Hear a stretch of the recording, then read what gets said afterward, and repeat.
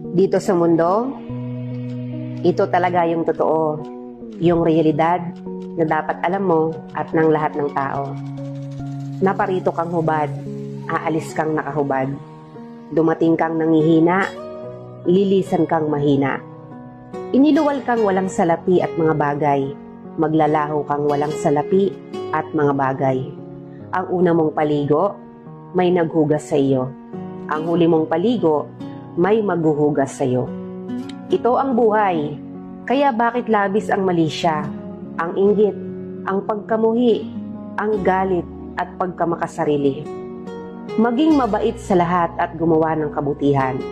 May hangganan ang oras natin sa mundo.